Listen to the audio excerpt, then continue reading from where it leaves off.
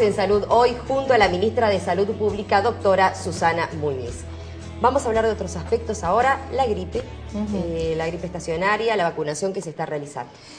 Bueno, sí, ustedes saben que estamos en estos momentos cambiando un poco la fase, ¿verdad? Porque a esta altura hay casos confirmados de H1N1 y hubo un fallecimiento en Artigas. Lo que decíamos que este año empezamos mucho más precozmente a vacunar, en abril ya se inició la campaña de vacunación, se vacunó más gente este año, pero aún no se vacunaron y se ve que no insistimos lo suficiente, no fuimos lo suficientemente convincentes como para que algunos grupos de riesgo entendieran la importancia de esto. Por ejemplo, embarazadas, niños de 6 meses a 4 años, pacientes con otras patologías crónicas, por ejemplo la diabetes, pacientes portadores de POC, enfermedad pulmonar obstructiva crónica, pacientes que son inmunodeprimidos, pacientes que reciben medicación oncológica, por ejemplo, que están en una terapia oncológica, pacientes hipertensos, obesos mórbidos. Por lo tanto, nosotros seguimos apelando a la vacunación, diciendo esto, que la vacunación termina el 30 de junio. ¿Por qué termina el 30 de junio? Porque la vacunación es una forma de prevenir, ¿verdad? Por lo tanto, en el momento que ya empiezan a circular los virus, no tiene mucho objeto, tenemos que empezar a tomar otras medidas. Ahora, además otra cosa, si nos estamos vacunando hoy, recordemos que en los próximos 15 días recién está empezando a aumentar la efectividad de la vacuna y van a pasar 15 días para la eficacia de esta vacuna. Por lo tanto, que me vacune en agosto no tiene ningún sentido. No tiene sentido, ya pasó. Exactamente. Por lo tanto, bueno, seguimos apelando a que estos grupos aparezcan a vacunarse, vayan a vacunarse antes del 30 de junio.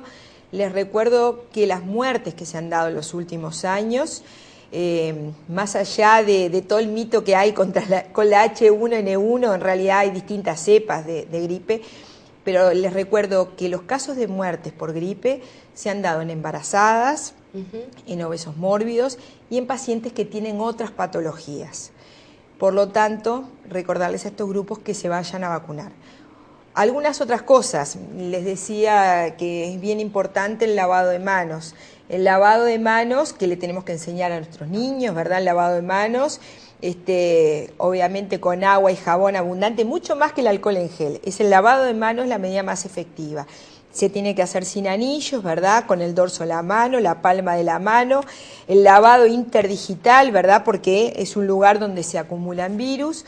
Recordar el cuidado frente de la tos y de las secreciones, ¿verdad?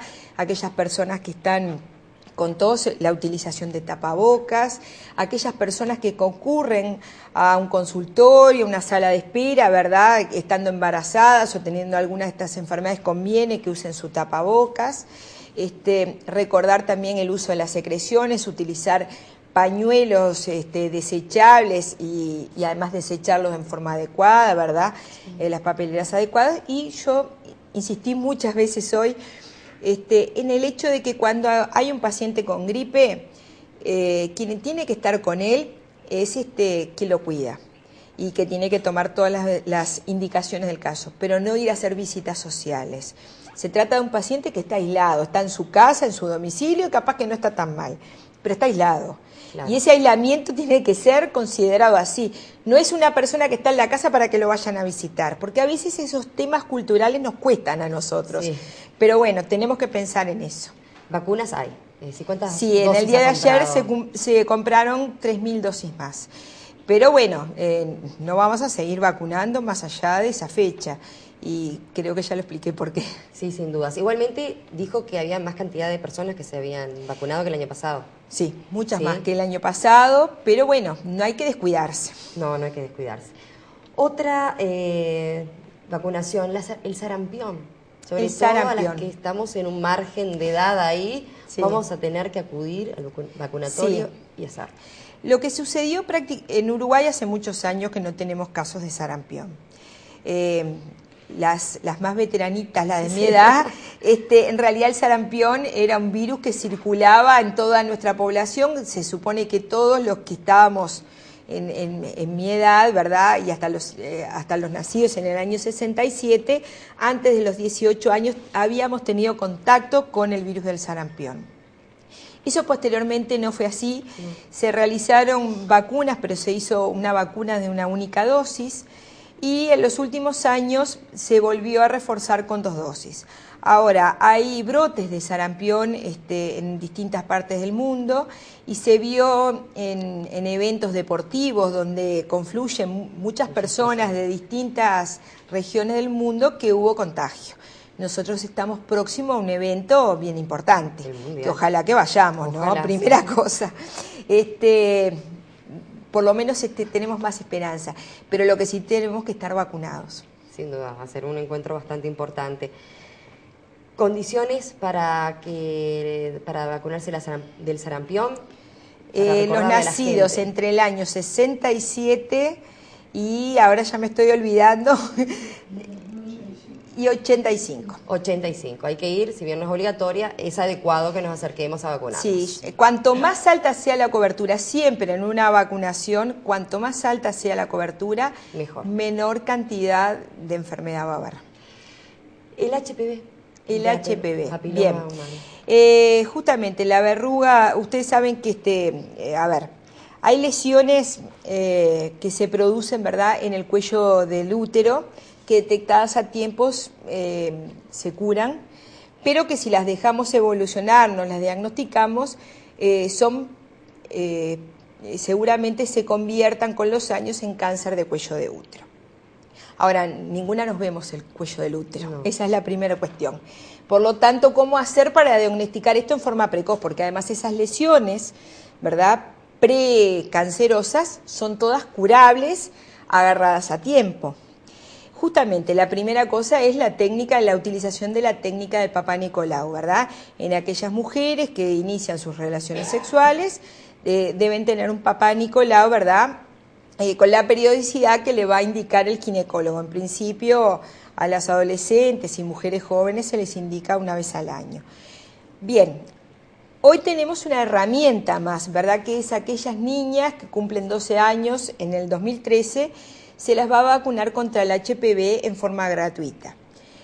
¿Esto qué quiere decir? Que las otras poblaciones se pueden vacunar, pero el Estado compró las dosis para hacerlo en forma gratuita para las que nacieron, ¿verdad?, y están cumpliendo 12 años en el año 2013.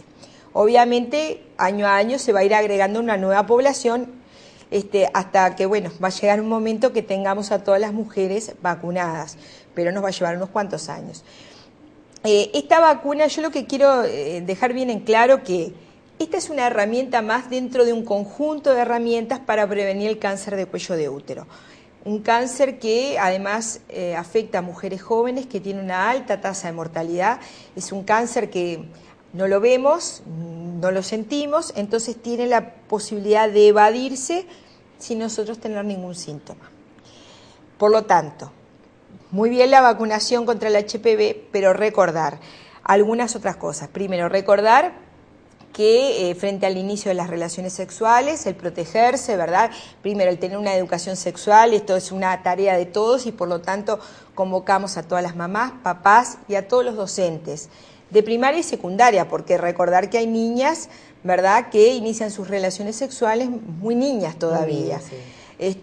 Por lo tanto, nos parece bien importante eso. La otra cosa es promover el uso del preservativo, sí, sin lugar a dudas. Pero una vez que se inician las relaciones sexuales, el Papá Nicolau, ¿verdad?, y en las que cumplen 12 años, la vacunación contra el papiloma humano. ¿Centro Oncológico Regional también? Bueno, esto es en realidad estamos haciéndonos eco de una aspiración que nos plantearon hace mucho tiempo ya la población de Maldonado, cuando trabajábamos en otras instancias, en otros lugares, en ACEN, en caso concreto. En realidad, lo sentido por la población de Maldonado, en aquel momento plantearon un centro oncológico de excelencia o de referencia. Nosotros lo que decíamos que un centro oncológico no era la necesidad como centro oncológico con todo lo que esto implica, En principio porque los hospitales de especialidades prácticamente ya no se construyen más. Tú ingresas, si alguien ingresa a un centro porque tiene una patología oncológica, no solamente requiere un oncólogo, requiere un internista, requiere cardiólogo, requiere un imagenólogo, requiere enfermería, requiere laboratorio, requiere sangre. Pero esas cosas están en Maldonado. Lo que decíamos, si hay un centro que haga determinado tratamiento oncológico, que sea al lado de otro centro asistencial. Esa es la primera cuestión. Ustedes saben que el Hospital de San Carlos es un hospital que de alguna forma lleva una punta en eso y es el centro especializado de ACE en el tratamiento oncológico dentro de Maldonado. Por lo tanto, un poco surgió a partir de eso. Pero lo que sí le falta a Maldonado es el tema de la radioterapia. Le falta a Maldonado y le falta a Rocha. Y de hecho, los pacientes oncológicos todos los días tienen que trasladarse muchos kilómetros hasta Maldonado, un paciente que obviamente si está teniendo un tratamiento oncológico no está en las mejores condiciones para estar viajando. Por lo tanto, lo que sí nos pareció es que, bueno, promover este centro de radioterapia al lado de un hospital como puede ser el Hospital de San Carlos, que tiene los otros recursos. Pero además que un centro que en realidad de radioterapia que no sea únicamente para los usuarios públicos, sino para usuarios públicos, los usuarios privados y también los usuarios de Rocha.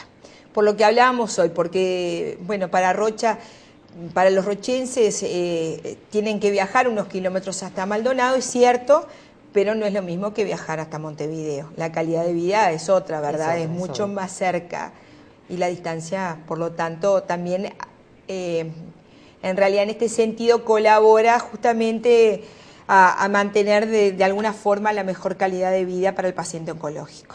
¿Un mensaje a la población de Maldonado? Bueno, la población de Maldonado en realidad, como todos los mensajes, tiene que ver con cuidarse, protegerse en su salud, pero también para participar. Para participar en salud, ustedes saben que uno de los pilares de la reforma de la salud es la participación social, donde trabajadores y usuarios, junto con los prestadores, delinean las políticas de salud. Las políticas de salud no solo se definen centralmente, sino que se atiende justamente a lo que opinan las distintas juntas departamentales de salud. En este caso, la Junta Departamental de Salud está liderada por la doctora Beatriz Layar, la directora departamental, y bueno, los invitamos a acercarse, los invitamos a participar. En realidad el centro de radioterapia es fruto también de conversaciones que hubo en esa junta departamental y bueno, tanto como este proyecto, otros proyectos pueden ser posibles si estamos todos juntos. Muchísimas gracias por haber venido a compartir con nosotros aquí en Salud Hoy. Realmente ha sido un honor. Muchas gracias. El honor es mío y muchas gracias a todos. Muchas gracias. Nosotros ya volvemos con más Salud Hoy.